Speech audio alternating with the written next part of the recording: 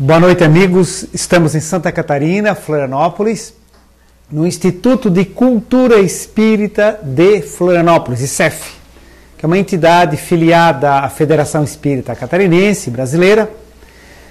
Nossa reunião é ao vivo. Hoje nós estamos no dia 10 de julho de 2013. Amigos, para melhor concentração dos nossos estudos, da nossa reunião, vamos mentalizar a luz maior do universo, mentalizar a presença de nossos companheiros, amigos da dimensão extrafísica, que nos intuem, derramam sobre nós as melhores energias, que estejamos junto com eles durante toda essa reunião, intuídos, e que sejamos bafejados por fraternas conversas úteis e amorosas a todos nós. Está aberta a nossa reunião. Bem, hoje o tema é diferente. É tema livre não do expositor. É tema livre dos participantes da internet e dos presentes aqui. Então vocês podem elaborar as questões que quiserem, lembrando que essa reunião hoje está sendo filmada, está passando na TV SEI, tá? Em que vocês poderão ter acesso depois também no YouTube, né? No YouTube do ICEF, no site nosso também. Então, meus amigos, enquanto vão pensando no que vão perguntar, assuntos que lhe interessem, já temos algumas perguntas adredemente enviadas. Podemos começar com elas para aquecimento, mas vocês podem pensar no que gostariam de perguntar. Qual a sua opinião sobre uniformes no centro espírita? Muito bem. Há pessoas que colocam esse questionamento se é adequado ou não usarem-se uniformes na casa espírita. Por exemplo, colocar todos roupa branca, ou usar alguma indumentária que identifique por alguma cor, algum ambiente que está trabalhando, etc. E há algumas argumentações a esse respeito. Eles dizem, não, uma questão de higiene, de identificação, quem é trabalhador ou não e tal. Muito bem. A opinião que nós vamos expressar é aquela baseada de que na doutrina espírita, na filosofia espírita, na ética espírita, na ciência espírita, na organização das casas espíritas, recomenda-se que não se deva ter nenhum ritual, nada que lembre rituais de religiões tradicionais, tá? Então deve-se abolir qualquer forma de uniforme. Ah, mas como é que a gente vai saber se uma pessoa está dando passe ou não? Bom, quem está dando passe, está dando passe. Mas se alguém que está recebendo alguém à porta ou orientando, se quiser usar um crachazinho discreto, pequenininho, recepcionista, alguma coisa assim, não há nenhum problema, né? Não vamos ser radicais. Mas não é aconselhável essa questão de usar uniformes, né? Porque lembra rituais, lembra organizações de instituições religiosas, e a doutrina espírita tem como característica isto. Ela não adota paramentos, vestes especiais de qualquer espécie. Tá? Então, em linhas gerais, é isso que nós poderíamos colocar sobre essa questão de usar uniformes para os trabalhadores da casa espírita. Muito bem, fica, quando alguém quiser levantar alguma pergunta adicional, opa, já tem aí alguns dedos levantados, vamos passar os microfones para chegarem até os locais, né? Muito bem. Então vamos ver a primeira questão a esse respeito, depois tem outra lá atrás também. Isso. Gostaria de saber qual é a posição do espiritismo, né, da doutrina espírita, em relação a pessoas que usam a tatuagem no corpo, praticamente o corpo quase todo, né? Aquela tatuagem bem exagerada mesmo. Bem, inclusive essa questão já foi até levantada em outras oportunidades e as pessoas até acrescentam ainda um detalhe sobre isso. Será que essas tatuagens, elas marcariam também o corpo espiritual, o perispírito? E as pessoas, quando retornarem para o plano espiritual, elas permaneceriam com as tatuagens, sim ou não? Né? É até uma complementação dessa questão. Bem, vejamos o seguinte. A doutrina espírita, ela não proíbe qualquer coisa, ela apenas dá linhas gerais de conduta, dá linhas gerais de ética, de procedimento, de respeito ao próximo, né?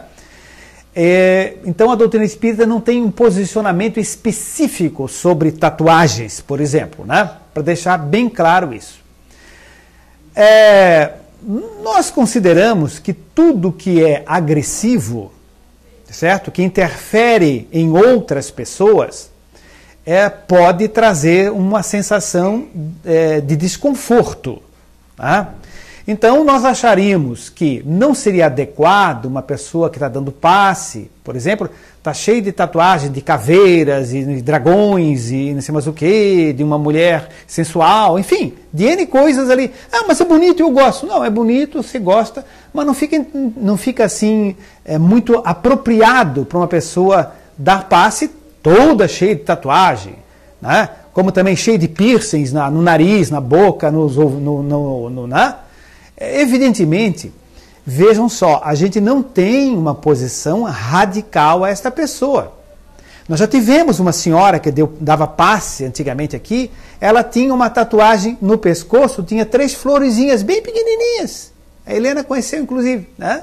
Ela tinha 3 florezinhas pequenininhas no pescoço, bem miudinhas assim, algo como margaridinhas, alguma coisa assim, né? É uma coisa discreta, não agride ninguém, etc. Então, não é que você tem uma tatuagem, então como você tem uma tatuagem, não pode dar passe. Ninguém disse isso.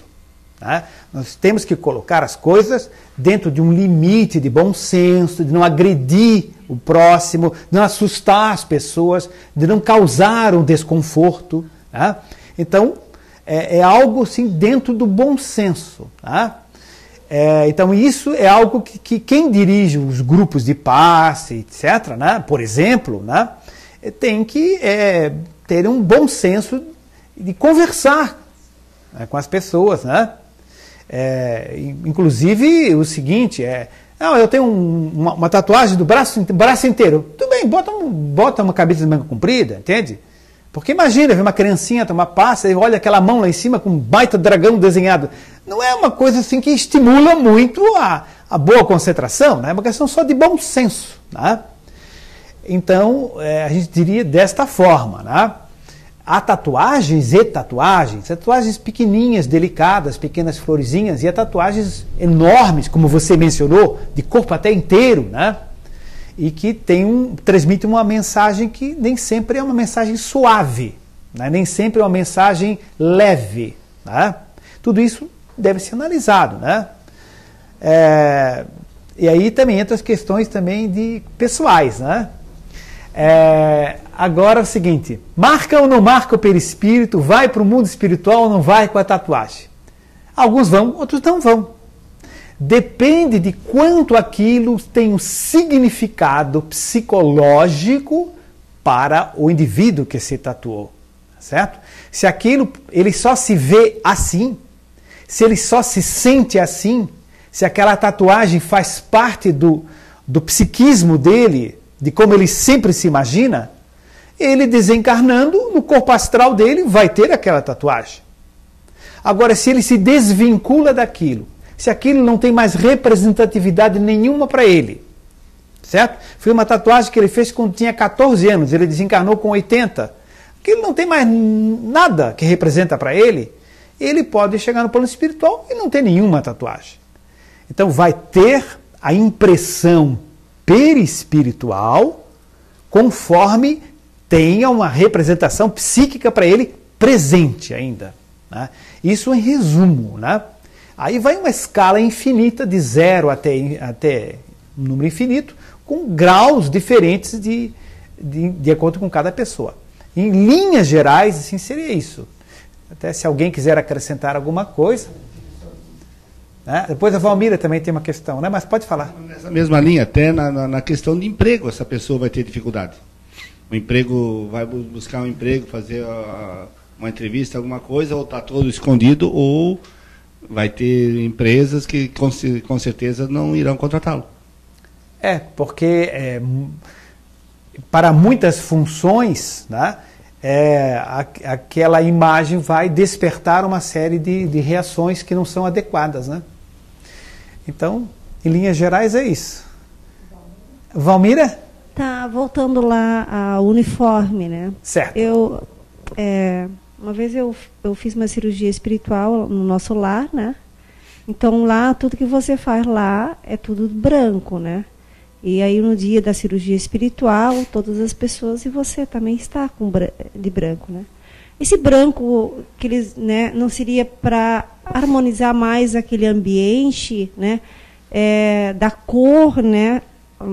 Do que teria alguma diferença se todo mundo tivesse de preto ia receber a penetração, a energia da mesma forma, ou o branco facilita que você receba essa energia.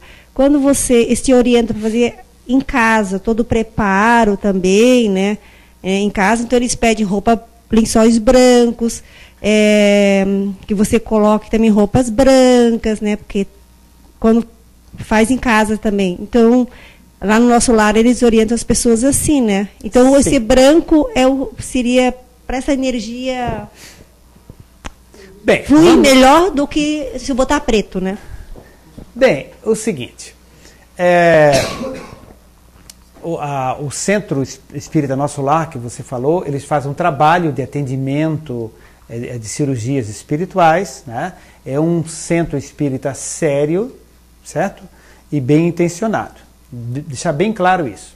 Não é uma entidade espírita filiada à Federação Espírita Catarinense nem brasileira, tá? Mas volto a afirmar, uma entidade séria.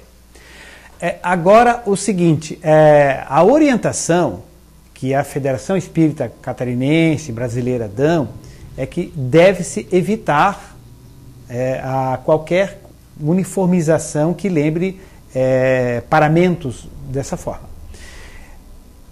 O resultado da cirurgia espiritual seria o mesmo se ele estivesse de azul, de cor-de-rosa ou de verde, certo? O que ocorre é que em algumas casas eles utilizam isso porque, por exemplo, lá eles têm, se não me engano, 900 trabalhadores, se não me engano, alguma coisa desse gênero, assim, né? Não sei se estou equivocado, né? Contando todas as atividades que eles têm. Então, tem muitas pessoas que estão trabalhando lá, e eu imagino que se não houvesse assim, um tipo de uma determinação assim, então uma vem de short, outro vem de mini saia, outro vem com decote grande, outro, sei lá, vem de sandália de dedo, não sei mais o que, entende? Né? De calção, enfim, porque está muito quente, eu vim da praia ali, enfim, poderia ter uma série de características assim. Então, todo mundo vem de branco e pronto, acabou-se. Isso é uma orientação que essa casa espírita tem. E é uma forma de organização. Mas nós voltamos a lembrar que o posicionamento que deve-se ter em princípio é isso. Se eles fizessem cirurgia espiritual tudo de verdinho, de cor-de-rosa ou de azul, teria o mesmo resultado. Certo? Agora, existem coisas que são subjetivas, são psicológicas. Você imagina o seguinte, a pessoa entra numa câmara de passe. Tá? A pessoa nunca foi num centro espírita. O que vai acontecer aqui? O que acontece? Será que vem um espírito? Será que vai acontecer? Alguém vai incorporar aqui? Entra toda temerosa. Tá? Não sabe o que vai acontecer. Tem uma ideia, uma fantasia nisso. Aí se você entrasse numa sala, estava todo mundo de preto, da cabeça aos pés. Apaga a luz, todo mundo de preto. Né? A pessoa que não tem informação, ela fica assustada. Né? Agora se está de azulzinho, rosinha ou branquinho, já passa, não assusta, entende? Então, não é necessário que seja branco, não. É necessário que seja algo mais suave, mais claro, entende? É desse sentido, mas não é necessariamente obrigatório ou tem um resultado diferente se usar roupa branca. Até nas cirurgias comuns, todo aquele paramento que os cirurgiões usam, as enfermeiras, os campos, são verdinhos, são azulzinhos. Né? Então, da mesma forma, em termos de energia, não haveria problema se fosse outra cor.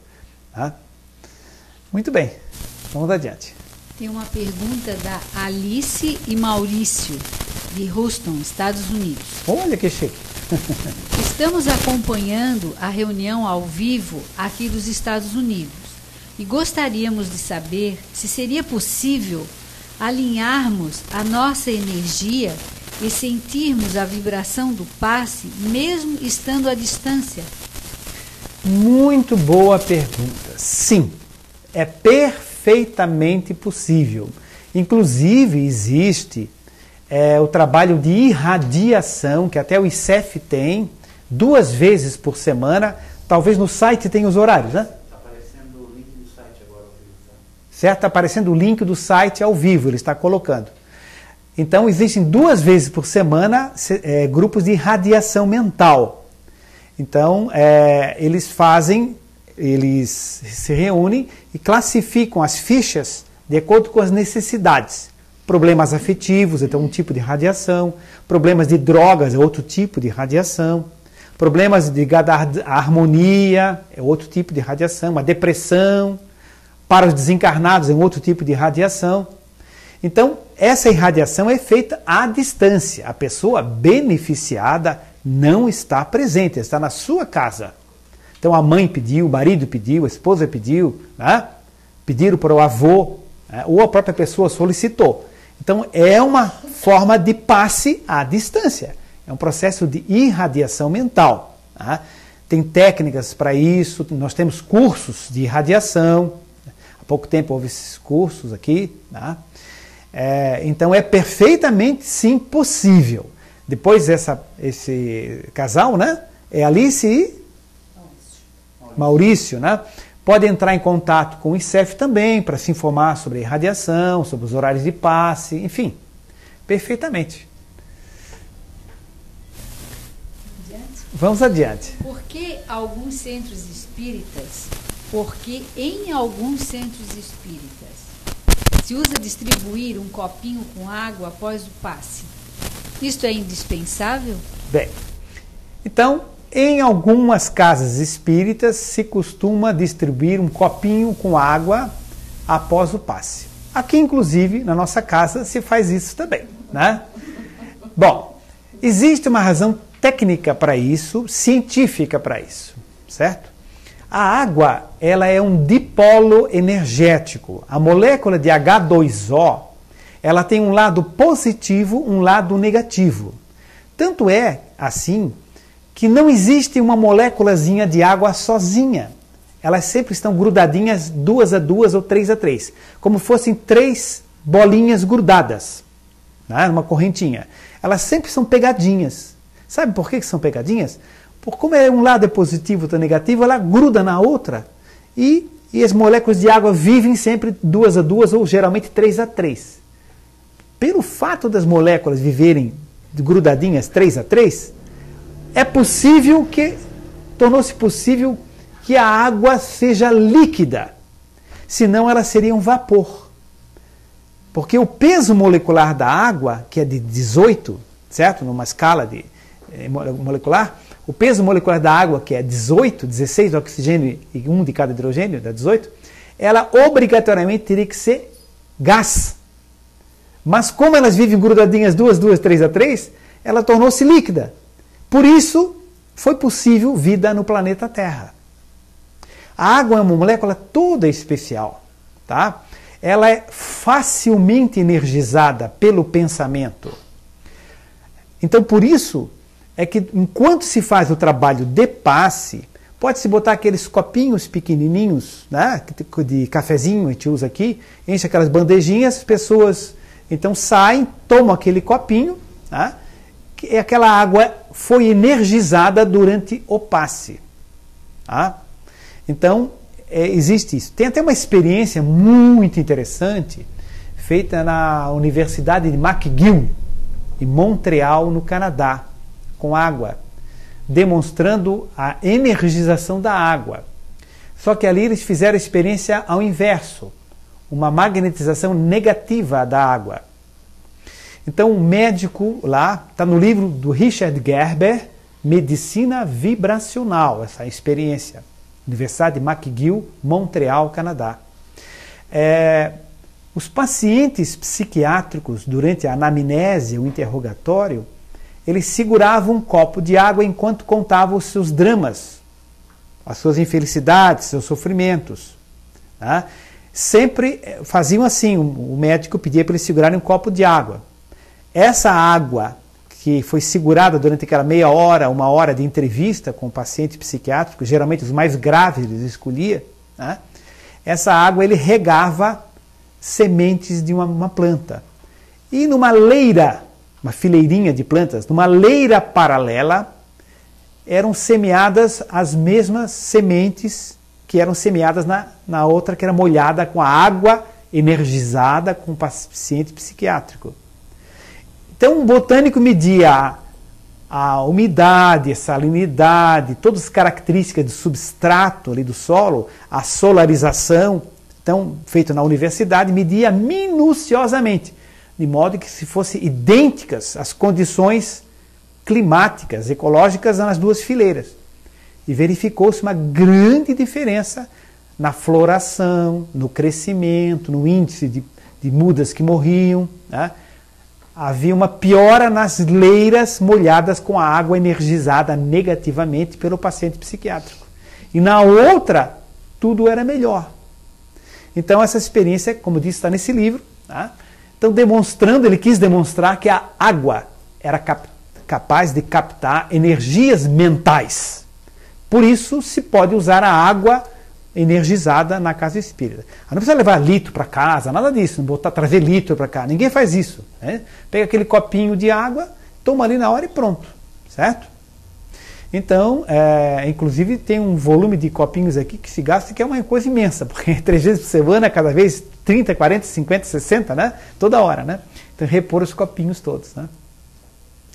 Então, é por isso que se usa a água. Porém, é indispensável? É a pergunta. Não é indispensável.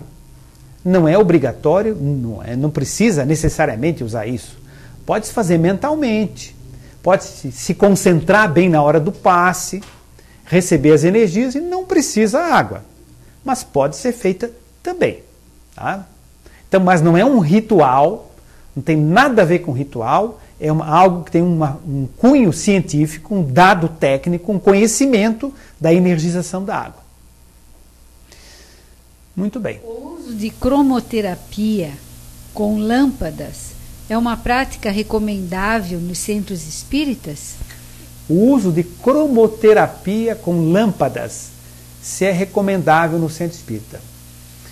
Não, em princípio não é recomendável. Mas a cromoterapia funciona? Funciona. A cromoterapia é boa. Então por que não usar no centro espírita? Porque não é um lugar para isso, certo? Então o centro espírita ele tem uma função de orientar, esclarecer, educar o espírito, estudar a vida no mundo espiritual, as relações com o mundo espiritual, entende? A finalidade da casa espírita é o ensinamento espiritual, o desenvolvimento espiritual, a mediunidade, entende? Compreender a razão da vida, quem somos nós, de onde viemos, para onde vamos, por que estamos aqui. Essa é a finalidade do centro espírita, é ajudar o próximo, amar, trabalhar e tal. Então, não é a função do centro espírita, por exemplo, fazer uma padaria para dar pão para os pobres. É bom? É bom, mas não é função do centro espírita. Ah, mas tal centro faz. Que bom que faz, é uma caridade que faz. Mas não é função, certo? É deixar bem claro isso, né? Não há nenhum problema nisso. Tudo que ajuda o próximo é válido, mas não é a função específica da casa espírita. Então a cromoterapia, o uso de lâmpadas, não é necessária. Pode-se fazer a cromoterapia mental. Isso eles fazem no plano espiritual, cromoterapia mental, com energias, com cores, né? Fazem cromoterapia, os espíritos fazem nas sessões mediúnicas. Lá nas colônias espirituais existe bastante energias com cores, E aqui no ICEF nós usamos cromoterapia mental. Eu disse mental, sem lâmpada. Certo? Então, por exemplo, na irradiação para pessoas com problemas de depressão, então se lê o nome das pessoas ou se coloca as fichas, tá? Todas as fichas das pessoas que têm problema depressivo, que pediram isso. Então, são classificadas ali. Então, naquele horário, é irradiação para pessoas que têm problema depressivo. Então, como é que se faz? Faz-se uma irradiação mentalizando-se energias douradas, energias amarelas, brilhantes, que cromoterapicamente têm uma ação auxiliar no direcionamento do pensamento, certo? Para ajudar a depressão. Como se faz isso? Sem lâmpada nenhuma, repito. Então, mentaliza-se. Então, alguém do grupo que coordena a irradiação diz. O grupo todo está reunido, concentrado, né?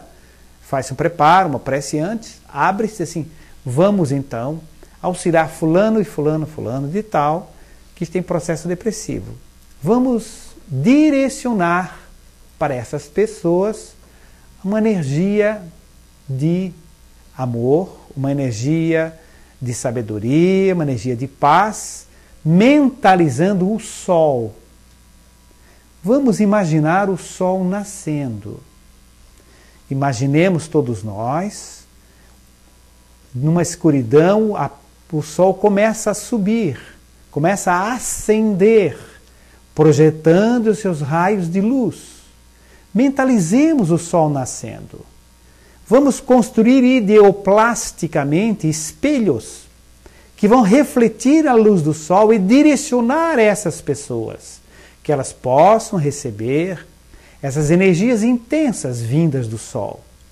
Porque o sol, segundo o Livro dos Espíritos, é a morada, é a residência de seres de intensa luz, sabedoria e amor, coordenadores do sistema solar.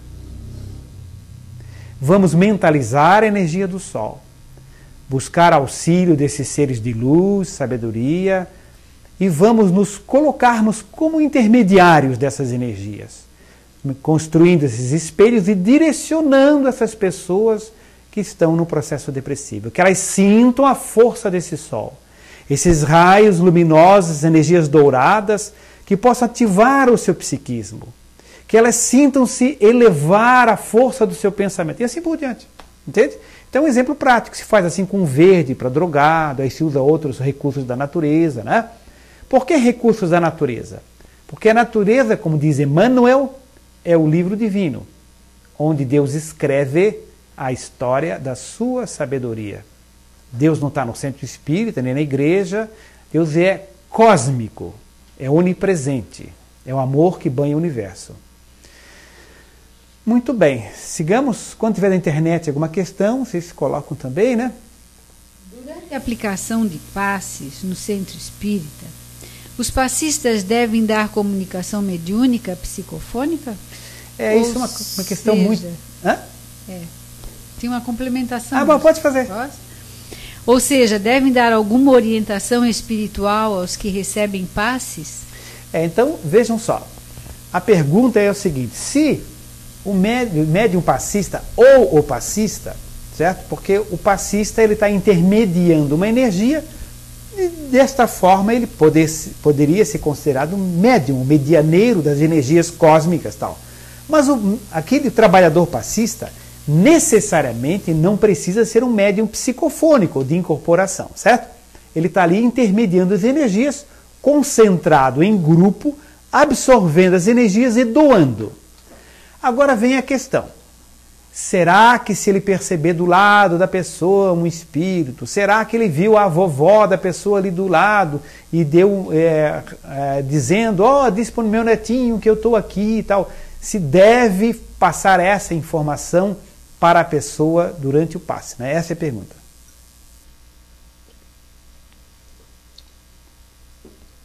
Bem, normalmente não deve passar. Mas por que seria tão legal? Gente, não funciona bem assim. As pessoas que vêm tomar passe, elas normalmente não estão preparadas para isso ou vão ridicularizar, ou vão desconfiar, ou vão achar que isso é uma encenação, certo? Enfim, ou vão se impressionar, não vão dormir aquela noite, não consigo dormir porque minha avó está aqui na minha casa, e assim por diante. Né?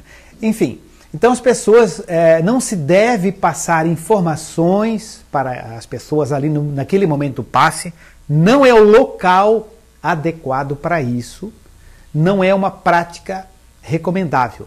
Muito menos o médium ou o passista receber uma entidade e dizer assim, minha neta, estou aqui, estou feliz, etc. e tal. Não faz isso.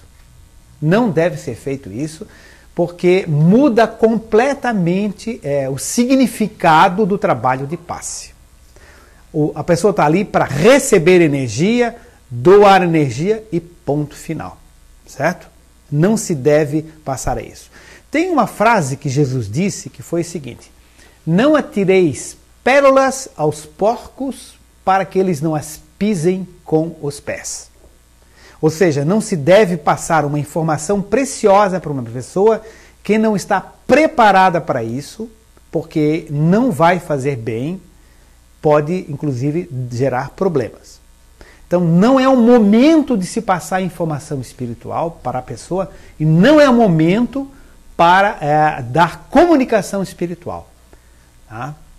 Também, não sei se na pergunta depois há sobre isso, mas também não é adequado o médium ou a pessoa que está dando passe ficar recebendo a entidade espiritual para o público e dando passe.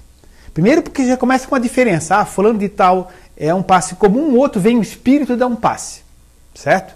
Na realidade, os espíritos todos estão presentes ali e estão doando energia. Não precisa um médium ficar transparecendo isso ou a pessoa deixar alguém perceber que tem um espírito ali presente. Não se deve fazer isso. Quanto menos show, melhor. Quanto mais sutil, quanto mais discreto, quanto mais elegante, melhor. Tá? Não faz parte da doutrina espírita, da filosofia espírita, show para as pessoas de fora. Tá? Então isso é um detalhe assim, bem assim, importante também. Se alguém quiser comentar alguma coisa. Podemos ir? Vamos ir. 2 papas devem ser canonizados, ou seja, serem considerados santos. Como interpretar isto? Pois é, o João 23 e o João Paulo II, né? Muito bem. João 23 é mais do meu tempo ainda, né? Não sei se muitos pegaram João 23, eu peguei, né? Ele escreveu a Rerum Novarum, etc, né? Bom, os dois são boas pessoas, certo? São pessoas que trabalharam em benefício do próximo, tiveram uma vida útil, etc. Agora, a questão de canonização, o que significa canonização? É que um grupo de pessoas fez um estudo e resolveram outorgar aquele indivíduo a qualidade de santo. Né? Que as pessoas então teriam uma devoção para aquele santo. Né?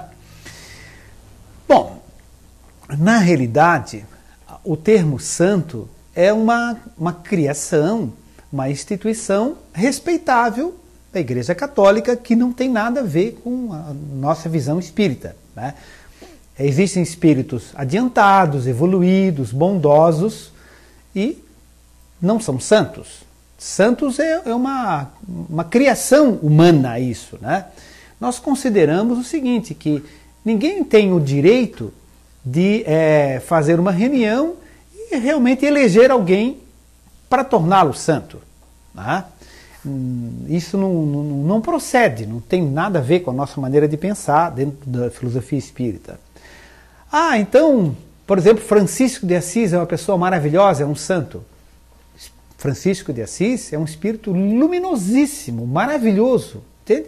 Francisco de Assis. Né? E para o Francisco de Assis, não faz a menor diferença se acham que ele é santo ou não é santo. Ele é o que é. Ele é aquele amor, aquela sabedoria, aquela paz, aquela harmonia. né? Ele é um espírito evoluidíssimo, né? Então, não há necessidade de um grupo de pessoas se reunirem, fazer uma votação e tal, e designarem a pessoa de santo. Aí alguém argumenta, não, mas acontece o seguinte, que houve, entre aspas, milagres. Fulano de tal tinha um câncer, tinha um problema, aí fez um pedido, fez uma oração, etc. Aí, em sonho, apareceu o Papa, ou apareceu aquele indivíduo, e ele curou-se. Olha, qualquer pessoa que tenha realmente uma fé imensa, que tenha muito amor no coração, que mobilize energias fortíssimas em direção à espiritualidade, recebe o retorno. Inclusive, não é o caso, mas inclusive se eles não fossem espíritos evoluídos, não é o caso disso, mas mesmo se eles não fossem espíritos evoluídos, essa pessoa tendo o merecimento, tendo o amor no coração, tendo a evolução para isso, ela direcionando essa energia é captada pelos seres de luz, encaminham a resposta, tá? Inclusive, acontece um fenômeno curioso. Tem pessoas que rezam para santos que foram canonizados na história do planeta Terra, e esses santos, na realidade, foram indivíduos perversos. Foram indivíduos que participaram de guerras, foram indivíduos que maltrataram prisioneiros, que torturaram e tudo mais nas guerras chamadas Guerras Santas, em cruzadas e tal, e que foram considerados santos. Tá? Não vou citar nomes aqui, tá? Basta procurar na literatura. Então, mas foram canonizados há séculos atrás por esses encontros, esses concílios, e são os santos. Mas, na realidade, nem espíritos evoluídos são. As pessoas rezam, pedem um milagre, entre aspas, e o milagre acontece. Como que acontece? É o merecimento daquelas pessoas que colocaram aquela energia, aquela luz do seu espírito, do seu coração, do seu cérebro, emanaram aquela força energética numa certa direção. Aí quando a espiritualidade superior vê aquela luz toda, vê, aquela pessoa tem condições, faz sintonia. Então ela está no mesmo www da luz, certo? Aí os espíritos superiores ajudam. Aí diz, eu fiz oração para santo XYZ, que não sabe, coitado, que ele é um indivíduo que realmente não é nada de santo tinha. E esse santo me concedeu a graça. Não é o santo, entende? Então, necessariamente, algumas coisas tidas como milagres, em realidade são curas, né? Elas ocorreram pela modificação energética que aquelas pessoas fizeram, entraram em sintonia com a luz, com seus protetores espirituais, com os seus anjos, entre aspas, né? Que promoveram aquele resultado. Não é porque aquele indivíduo realmente é um ser especial no universo. Agora, existem funções, como uma função de Papa, por exemplo, onde milhões de pessoas se conectam com aquela energia. Certo? Então isso é um ponto de atração energética. Tá? Então isso às vezes facilita canalizar essas energias. Tá? Mas então realmente o termo santo não é um termo assim apropriado. Pode ser um espírito adiantado, espírito de luz e tal. Tá? Valmira, pergunta lá.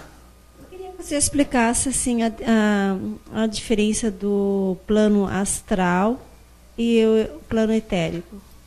Plano astral e plano etérico. Muito bem. O plano etérico é um plano onde está a energia vital, ou também chamado fluido vital, ou prana. Vou dar um exemplo para você. Nós temos um corpo físico, corpo biológico, e um corpo espiritual, que é o chamado perispírito. Tá? O que prende, o que fixa o corpo espiritual, perispírito, o nosso corpo físico, é um campo de fluido vital, de energia vital, chamado corpo etérico ou duplo etérico, que está assim na literatura espírita, mencionado por vários espíritos de luz, por Joana de Ângeles, por diversos. Tá? Não é um termo esotérico, é um termo espírita mesmo. Não na época do Kardec, mas depois. Tá? Então, o seguinte, esse corpo etérico, ou duplo etérico, né, é um campo intermediário entre o físico e o perispírito, certo? Ou corpo espiritual. Então esse corpo espiritual, ele transita no mundo astral, na frequência do mundo astral. Esse corpo etérico é intermediário, faz a fixação do corpo espiritual ao corpo físico. Vamos dar um exemplo de mundo etérico.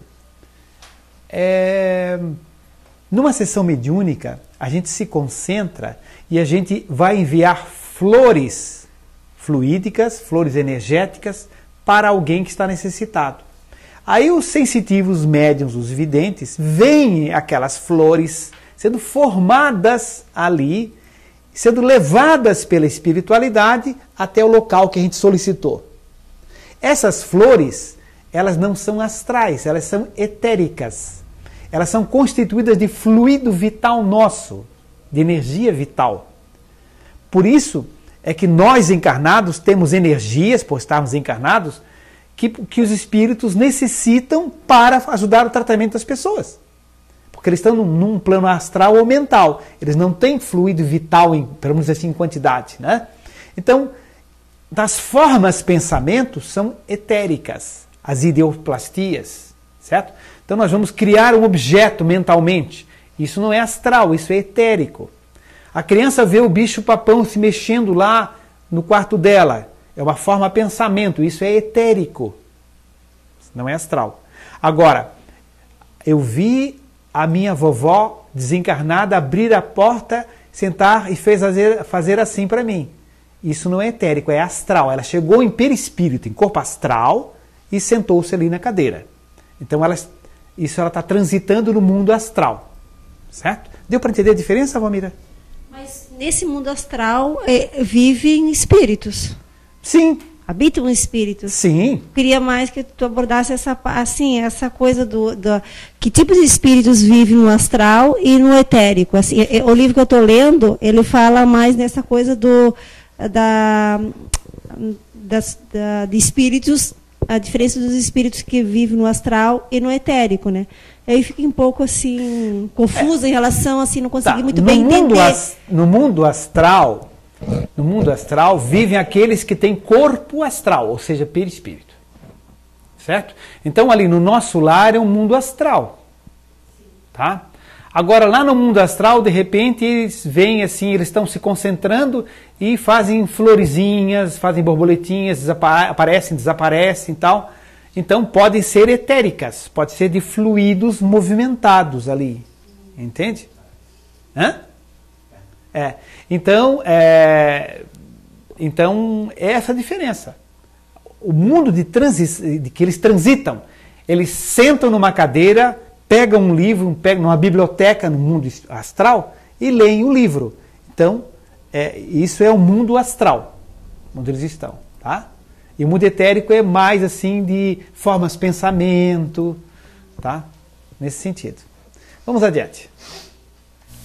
Todas as reuniões espíritas devem ser abertas em nome de Deus e de Jesus? Olha, sim e não. Sim, no sentido do significado subjetivo.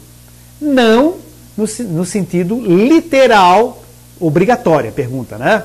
No sentido literal. Vocês vejam que nós abrimos a reunião aqui, ninguém diz assim, está aberta a reunião em nome de Deus e de Jesus.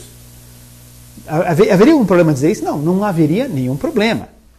Só que não é necessário. O que importa não é a palavra.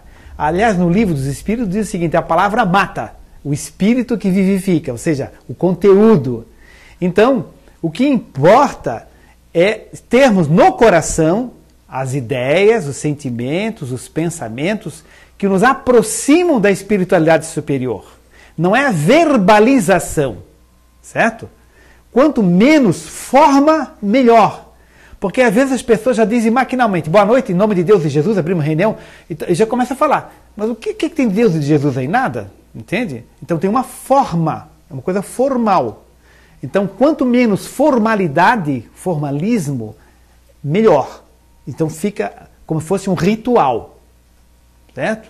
Então não é necessário abrir de uma forma ostensiva, mas é necessário abrir com o coração, com a mente, sintonizado com as energias superiores, né? E depois o seguinte, existe muito a ideia que nós trazemos das outras religiões, ou da Idade Média, da Idade Antiga, de que é daquele Deus personalizado, né? Eu fiz uma oração, aí Deus abriu a porta, entrou no meu quarto e me curou, né? As pessoas pensam assim, né? Então isso é uma forma primitiva, simples, né? Deus não é localizado, não é uma pessoa, não fica triste ou se compadece de alguém. Deus é o amor onipresente no universo, que é sempre igual, né? Nesse sentido. Então, essa necessidade da comunicação direta com Deus é uma necessidade infantil da gente. Tá? Não há nenhum mal nisso, mas não há uma necessidade. Certo? Da mesma forma também com relação a Jesus. Tá? Então, deve-se ter a ideia, o ensinamento dele presente. A ideia do amor e tudo mais. Mas não necessariamente a verbalização. Porque senão a gente vai cair como tem alguns amigos nossos, né, de outras linhas de pensamento, que esse carro é de Jesus. Bom, o que significa isso, gente? O que significa isso? Significa alguma coisa? Significa uma banalização, isso sim. Né? Ou então bota na moto, Deus me guia. Não, aprenda a dirigir direito, né? Não é porque... Verdade?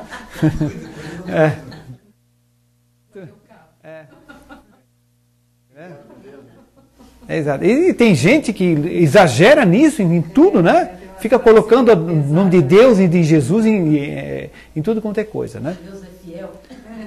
Pois é, né? É claro que a gente coloca assim porque nós estamos estudando, assim, né? Mas evidentemente a gente tem que ter respeito, e a gente tem respeito por essas coisas, né? Só que está se perguntando sobre a nossa visão espírita dentro da casa espírita, né? Que a gente não vai colocar nas paredes Deus é fiel, essa sala pertence a Deus, não sei o quê. Não se vai colocar isso, não faz sentido, né?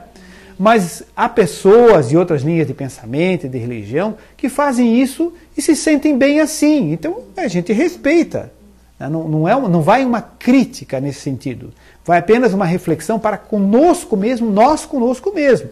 Como nós entendemos isso, né? Muito bem, sigamos. Qual a visão espírita sobre Maria, a mãe de Jesus? Certo. Eu já gostei da pergunta que falou Maria, mãe de Jesus, né? Porque tá certo. Não falou Santa Maria, mãe de Deus, né? Então, exatamente, né? Pois é, porque na realidade A Igreja Católica faz essa dentro da visão da Igreja Católica, né? Maria seria mãe de Deus também, porque Jesus, na visão católica, ele também é Deus, porque o mistério chamado mistério da Santíssima Trindade, né? Deus é composto do Pai, que está no céu, entre aspas, de Jesus, que estava na terra, e o Espírito Santo. Então os três são um só, mas, né? Mas a gente pergunta, me lembro quando estudava no colégio de padre, mas eu quero entender. Não pode entender. Mas como que eu não posso entender? Porque é um mistério, o mistério não se entende, o mistério se aceita, né? Essa é a visão, né? Então, nesse caso, Jesus também era Deus, e como Maria era mãe de Jesus, ela era mãe de Deus. Né? Na realidade, isso é uma forma de... para o ser humano, é uma forma de egolatria. O que é egolatria? Né? Não é egoísmo, egolatria é ampliar muito o ego, adorar o seu próprio ego, achar que nós somos o centro do universo. Houve época que a Terra era o centro do universo, gerava tudo em torno da Terra. Até vi alguém que, para não ir para a fogueira, teve que dizer que era o contrário, que ele tinha se enganado, né? Porque não, é o contrário. A Terra gira em torno do Sol, e o Sol ainda é muito pequeno. Meu Deus do céu, né?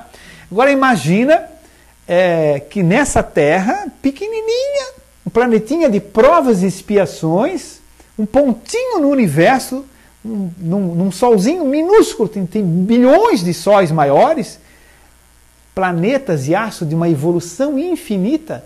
Então achar que aquele espírito evoluidíssimo que reencarnou ali na Judéia, trazendo essa mensagem de modificação, de amor e de crescimento, fosse Deus do universo. né? E que Maria era mãe desse Deus do universo inteiro. Então, evidentemente, essa não é a nossa concepção, né? Maria é um espírito de luz, um espírito elevadíssimo, como era Francisco, né, de Assis, né? É um espírito elevadíssimo. Por quê? Porque para ser mãe de um ser superior, precisaria ser um espírito superior. Imagina, durante 9 meses, né, onde Maria ficou gestando Jesus, a troca de energias, de fluidos que existia. Então, evidentemente, tinha que ser um ser muito iluminado para poder albergar no seu ventre, né, aquele ser com grande conhecimento, com grande sabedoria, com grande amor, que foi um dos maiores missionários da Terra, ou o maior missionário da Terra. Né? Então, sim, era um espírito elevadíssimo, um espírito de grande luminosidade. Né? Essa é a concepção. Mas, evidentemente, que não temos na visão espírita a questão da virgindade de Maria, porque até Jesus tinha irmãos e tudo mais, e que Jesus nasceu filho de José. Né? Essa questão da virgindade surgiu por quê? Porque na época da Idade Média, havia um problema seríssimo com relação à sexualidade, né? Onde era tabu, era pecado, a mulher não podia ter prazer, ai da mulher que tivesse prazer, né? Enfim, existia toda uma concepção diferente com relação ao sexo. E quem ensinava o sexo?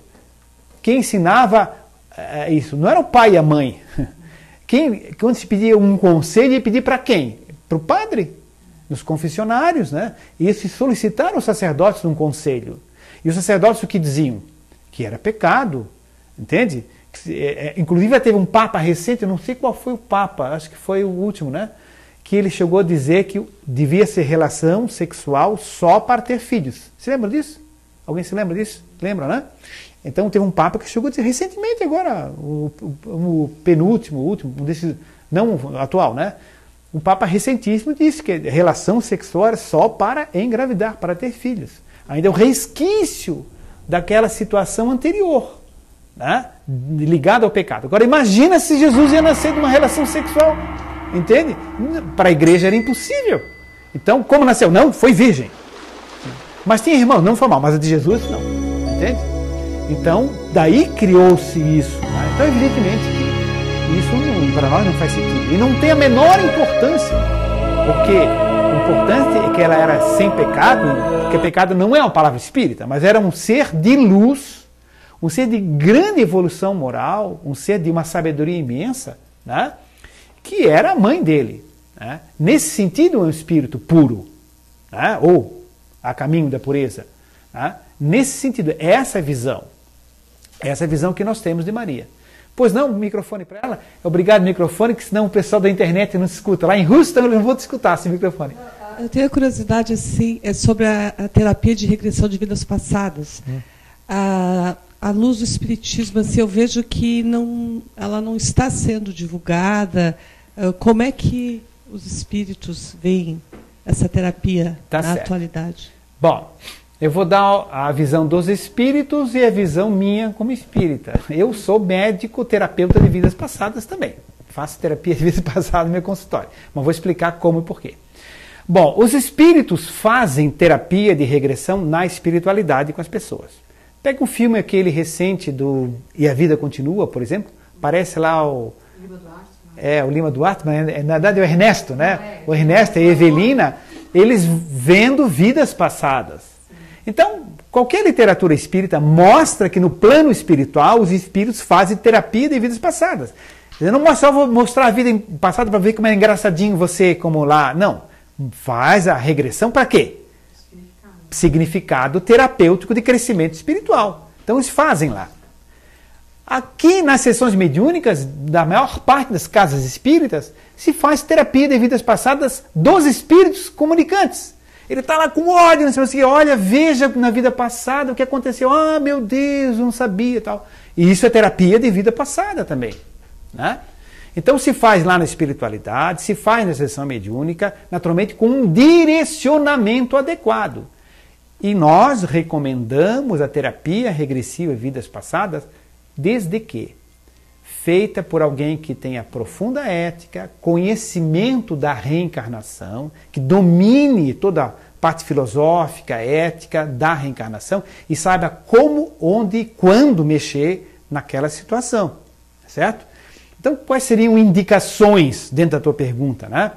Uma doença física crônica repetitiva, uma dor que tem há muitos anos, que não tem causa, não se descobre, faz-se terapia regressiva e aquilo costuma melhorar, sabendo a origem daquilo, vivenciando a causa daquilo, uma enxaqueca, por exemplo, né? Se é uma indicação de terapia regressiva, uma ansiedade há muito tempo, né? Uma fobia, uma insegurança muito grande, um relacionamento difícil com um parente, né? Hoje, por exemplo, de manhã eu fiz regressão de uma pessoa que tem uma dificuldade imensa com um filho. Imensa. Entende? O filho já é adulto, já mora em outra cidade e tudo mais, e ele tem uma dificuldade imensa com o filho. Mas é algo assim seríssimo, não vou ter nem que citar detalhes, assim, entende? Seríssimo. Mas ele disse, eu vim porque eu quero resolver esse problema. Então, isso é para que se faz terapia? Não é para ver se foi rainha da Inglaterra, nem Cleópatra, nada disso. Se faz para corrigir uma dificuldade. Certo? Então, dentro dessa área, há uma indicação, sim. Então, é o ideal que se busque um médico, um terapeuta, que tenha o conhecimento sólido da reencarnação, sabe entender bem quando e por que fazer isso. Em resumo, é isso. Tem uma pergunta da internet. Erivaldo Passos, de Niterói. As formas ideoplásticas associadas com baixas vibrações podem ser eliminadas por altas vibrações de espíritos mais elevados? Interessantíssimo, tá? O Erivaldo Mário dos Passos, ele foi meu colega de infância, né? Em Itajaí, Santa Catarina. Hoje ele está em Niterói.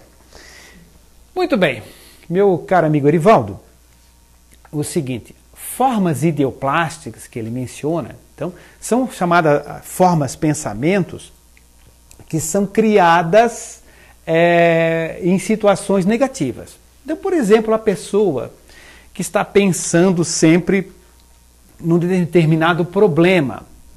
Então, ela fixa aquele pensamento e vai alimentando de fluido vital, vai alimentando aquela forma de pensamento e aquilo fica grudado na sua casa, na sua cama, na sua mesa de trabalho. São formas de pensamento. Inclusive se movimentam, certo? Não são espíritos e não pensam, mas são formas de pensamento que são alimentadas energeticamente pelo fluido vital. Isso é uma forma de pensamento. Então, essas formas de pensamento, elas existem em todos os lugares. Algumas são brilhantes, luminosas, floridas, outras são horríveis, entende? São viscosas, grudentas, formas de aranha, enfim, tem de tudo quanto é tipo. Depende, se é uma clínica de aborto clandestino, as formas lá são horrorosas, são horríveis, né? E assim por diante. Então a pergunta que ele faz é se essas formas de pensamento podem ser eliminadas com energias de espíritos superiores. A pergunta é super interessante porque tem uma nuance, tem um detalhe. É que para se ter acesso a essa forma de pensamento, precisa-se de ferramentas mais densas para movimentá-las, certo? Mas com energias superiores. Vou dar um exemplo. Um grupo mediúnico, digamos aqui na nossa casa, né? Então alguém pediu auxílio, os médios se desdobram, vão à casa da pessoa e verificam lá que tem formas de pensamentos horrorosas. O que acontece? Então a gente vai, primeiramente, o grupo vai doar ectoplasma, vai se concentrar e a gente vai direcionando, neste momento, vamos todos doar energia, doar ectoplasma. Vamos movimentar esse ectoplasma na direção da casa daquele indivíduo, naquele quarto onde tem essas formas lá. Tá? Então, o que acontece?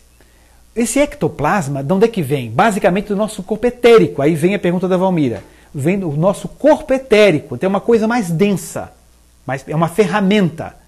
Agora, a gente vai movimentar com amor, com sabedoria, vai usar uma energia mais alta, de frequência, mas vai usar uma ferramenta, certo? Mais densa. É como se eu vou cavocar a terra, eu não posso pegar uma pinça de cirurgia.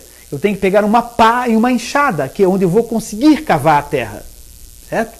Então tem que usar uma ferramenta mais densa. Mas para isso, se usa ectoplasma dos presentes ali, né? Então a gente verbaliza alguma coisa, né? Movimenta essas energias, né? Então é uma energia sutil superior, mas usando energias mais densas também. Mas para isso não precisa nada de ligado a candomblé, não é necessário, nada ligado a umbanda, que temos todo respeito, mas não é necessário isso. Se pode mobilizar energias na casa espírita e atuar nesse sentido, certo?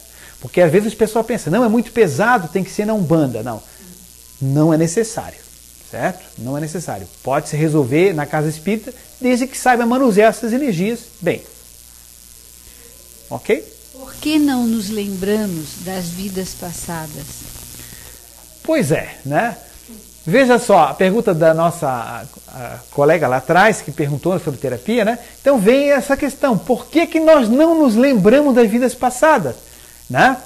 Então, e às vezes as pessoas, não se deve fazer terapia, porque não se deve mexer naquilo que não se lembra, porque a lei de Deus é que a gente não se lembra das vidas passadas. Não, essa é uma lei geral, certo? E que cabe a toda pessoa encarnada. Mas pode-se voltar a mexer nisso quando tem uma finalidade construtiva para resolver uma dificuldade, né? Normalmente, não nos lembramos das vidas passadas. Por quê? Se nós nos lembrássemos, seria um inferno. Ninguém ia conviver com o marido, com a esposa, sabendo que ele prendeu no calabouço a vida passada, né? Não tinha jeito.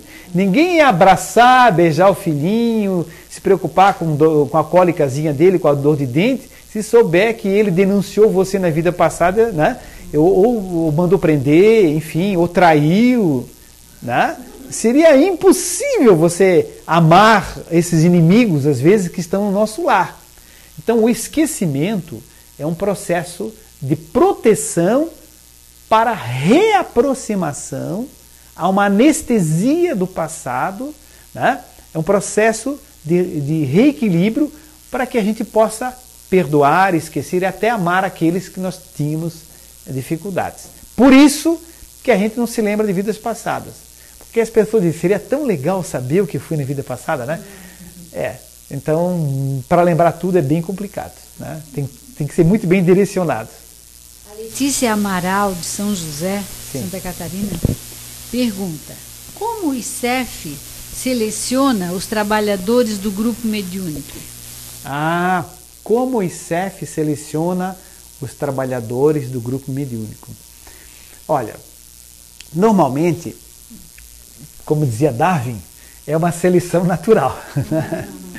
É um processo assim de gradativo, né? As pessoas vão se conhecendo e vão se aproximando, estão há anos trabalhando na casa, então de repente assim, olha, fulana de tal trabalha aqui há tantos anos, já fez os 3 anos de curso de mediunidade, já fez os 2 anos de curso básico, já trabalha no passe há tantos anos, e tem mediunidade, vê, ouve, escuta, uma pessoa bem equilibrada, ela gostaria de trabalhar no grupo mediúnico. Então, faz uma entrevista, verifica-se, né?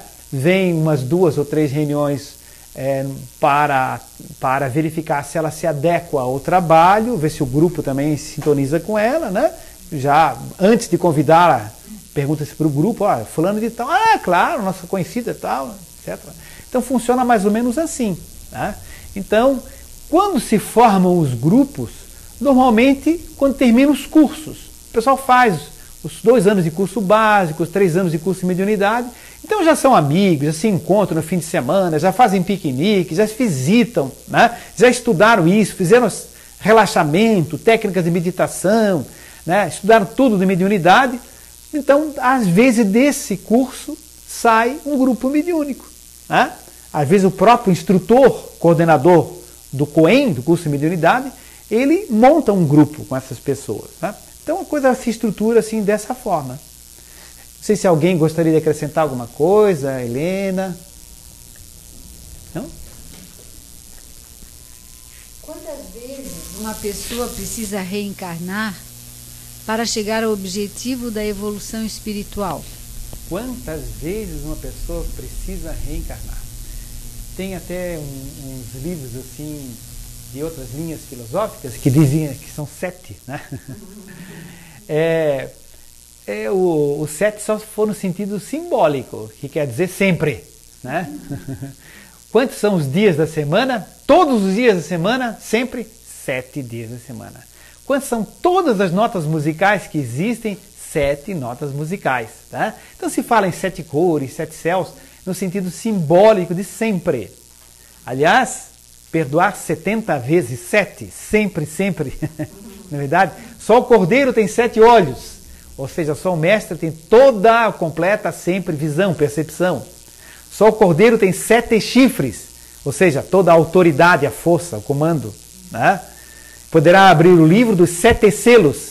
7 sempre completo, perfeito, né? Abrir o livro é ensinar. Abrir o livro dos 7 selos. Selo é lacre. Está lacrado, vedado, fechado, a ser mostrado.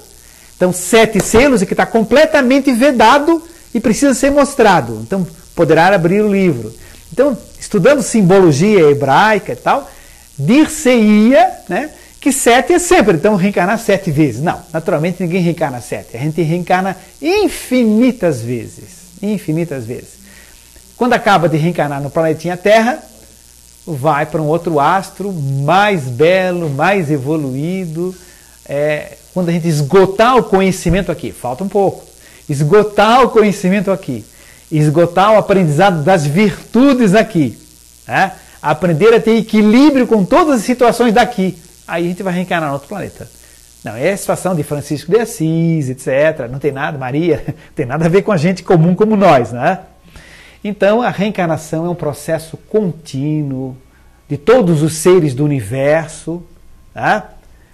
Tudo tem um princípio energético, tá? Princípio espiritual nos seres pré-humanos, espírito nos seres humanos, e continua reencarnando, renascendo sempre.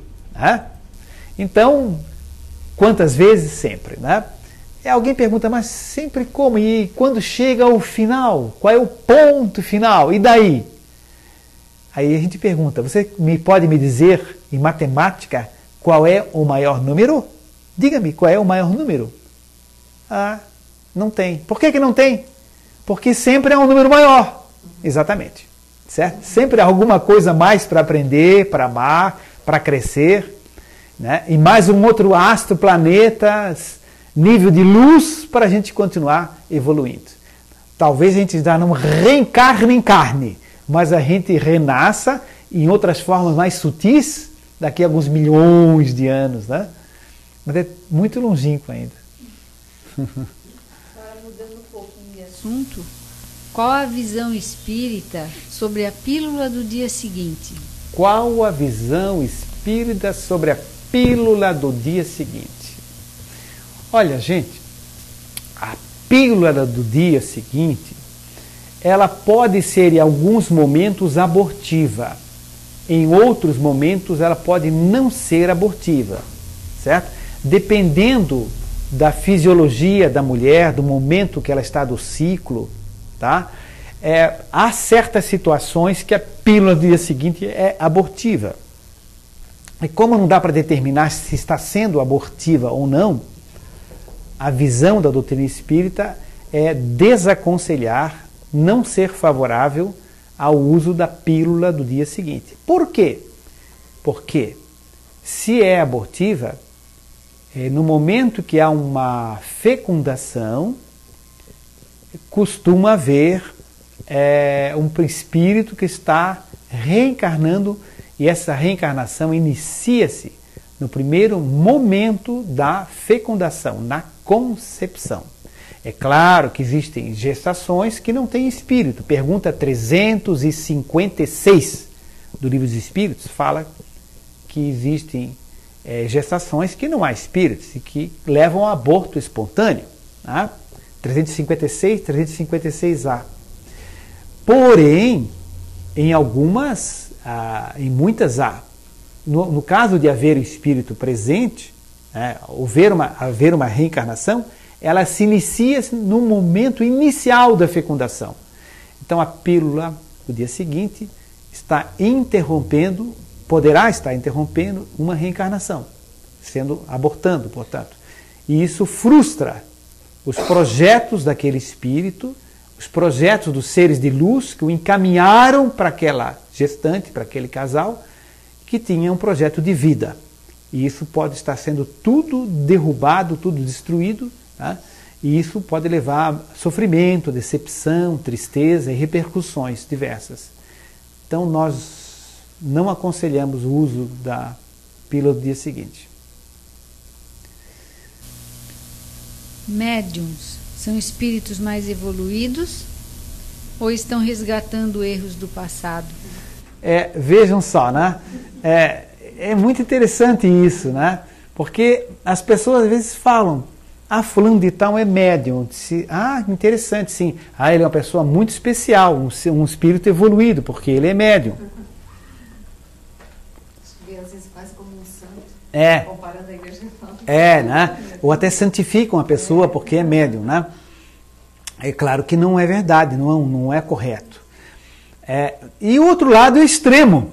As pessoas dizem, não, ele é médium porque ele está pagando as coisas do passado, ele é um espírito muito devedor, tem que trabalhar muito pelo próximo para consertar muita bobagem que ele fez no passado. Né? Então, gente, são dois extremos, eles dois são equivocados. Né? Qualquer um de nós, sendo médium ou não sendo médium, nós podemos ser um espírito muito evoluído ou muito atrasado, sendo médium ou não sendo médium. Tá? Então há médiums muito evoluídos, há médiums muito atrasados. Tá? Porque mediunidade, inclusive, não é apanágio do espiritismo. Existem médiuns que fazem coisas aí por fora, entende? Completamente fora da ética recomendada pelo espiritismo. Ele é médium, ele vê, ouve, recebe espírito e tal, entende? Dá conselho e etc, mistura as coisas, manda casar, descasar, vender o terreno, não sei mais o quê, né? Enfim, então ele tem uma mediunidade explosiva, mas mal orientada, né? Há outras pessoas que usam a mediunidade para fazer o mal, fora da doutrina espírita, que não tem nada a ver com a nossa ética, né? Então usam para magia negra, usam para outras finalidades, né? Entende? Trabalham com coisas horríveis. Então, mas é médium. E tem um médium que tem um potencial mediúnico grande, em termos de potencial de fenômeno, mas é um espírito atrasado. Tá? E lida com espíritos, às vezes, inteligentes atrasados também, certo? Maldosos. Né? Então, não há vinculação de mediunidade com evolução espiritual. Existem médiuns maravilhosos, como Chico Xavier, Divaldo Franco, entende?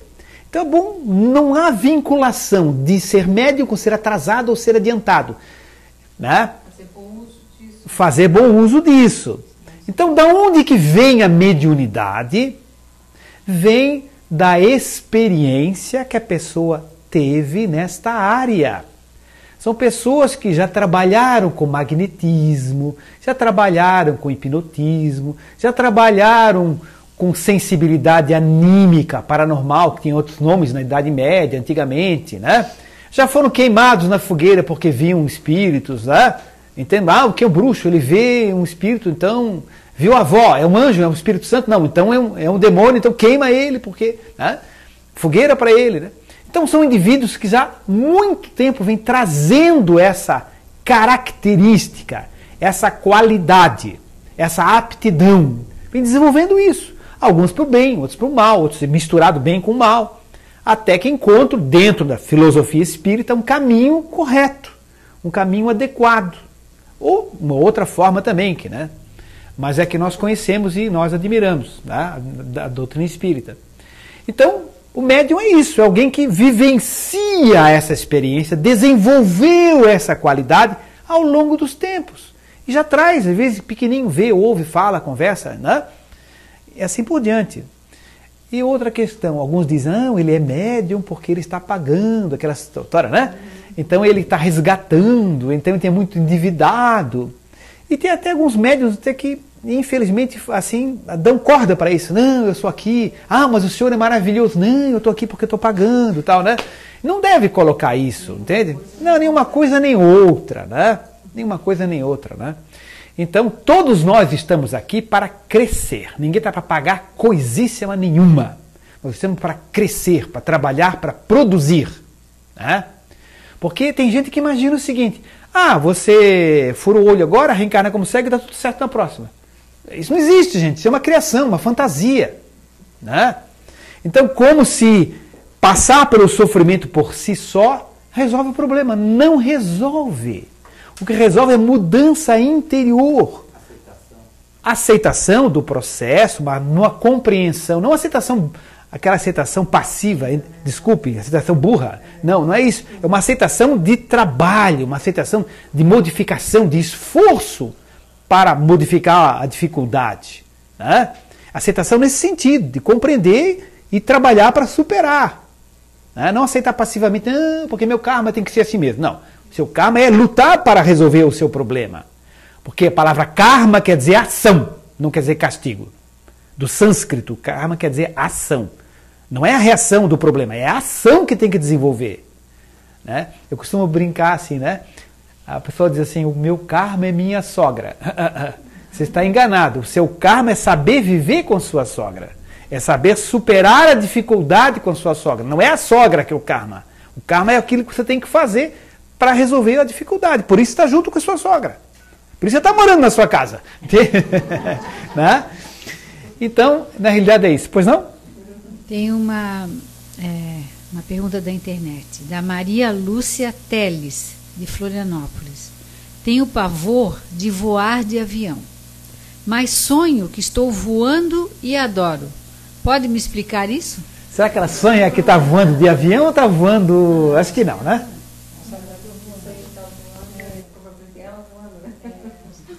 Bem, então vamos por partes, as duas questões. Tenho medo de voar de avião e depois sonho que estou voando. São duas coisas diferentes. A pessoa pode ter medo de voar de avião por várias causas. Por causa da sua mamãe, que falava coisas sobre avião, por causa do seu papai, na sua infância, que passou a infância falando, né? Porque leu muitas histórias de avião que cai, que explode, que pessoas morrem, porque viu muitos filmes disso. Então pode ser esse fenômeno, né, da sua educação ou da sua gestação, onde a mãe na gravidez passou por muitas dificuldades com isso, passou grandes sustos com o avião. O avião ameaçou cair, teve uma turbulência, ela ficou muito nervosa, chorou muito, estava grávida e a pessoa estava ali dentro e gravou essa impressão, né? Pode ser também de vida passada, pode ter morrido num teco-teco que caiu na vida passada, né? Na verdade, pode ter desencarnado, levado um susto muito grande com o avião numa vida anterior. Às vezes numa regressão se verifica isso também, né? Ou várias outras causas, né? Agora, eu sonho que estou voando e gosto, ela disse, né? Olha, sonhar que está voando, aliás, tem até uns remédios homeopáticos que se usam para isso, né? Licopodium clavatum, um remédio que se usa para sonhar que está voando, né? Como outras coisas também. Mas sonhar que está voando, frequentemente, significa desdobramento astral, que tem um sinônimo de projeção astral, que tem um sinônimo de desprendimento astral, que tem um quarto sinônimo que é viagem astral e outros. Então, sonhar que está voando geralmente é isso, a pessoa se desloca do corpo físico em corpo astral, né, Valmira? Em corpo astral, ela sai e viaja, e passeia, e voa mesmo, né?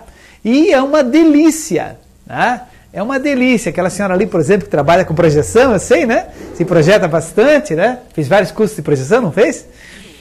Então, a projeção astral, bem orientada, numa visão espírita, ética, etc., é uma coisa saudável.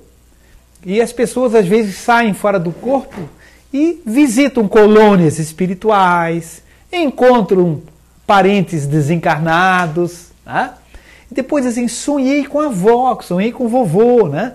Então, e às vezes, inclusive, acontece um fenômeno curioso, né? A pessoa conversa assim com outra, só sonhei com você. Ah, eu também sonhei com você. Como é que eu sonho? Contam é o mesmo sonho, né?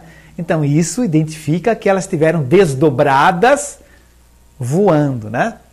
E quando a pessoa não tem consciência disso, ela não sabe muito bem, mas você pode desviar, você pode subir, descer, aterrissar, aprender a decolar, pousar, exatamente, né?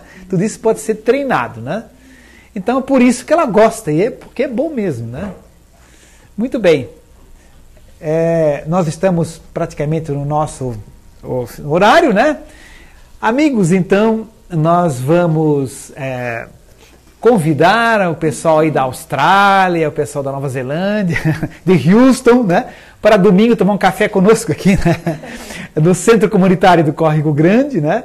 Mas quem está aqui em Florianópolis pode dar o prazer da nossa visita, né? Colaborar conosco e tomar um agradável café no domingo às 16h30. Sintonizemos com a equipe espiritual de luz, agradecendo o amparo que nos proporcionaram, as luzes que derramaram sobre nós. Recebemos as flores construídas etericamente pelos nossos pensamentos. Juntemos essas flores todas, formamos uma belíssima corbeia de flores e colocamos no centro dessa sala para que a espiritualidade a distribua essas energias para quem necessite delas. Meus amigos, boa noite e muita paz a todos. Encerrada a nossa reunião.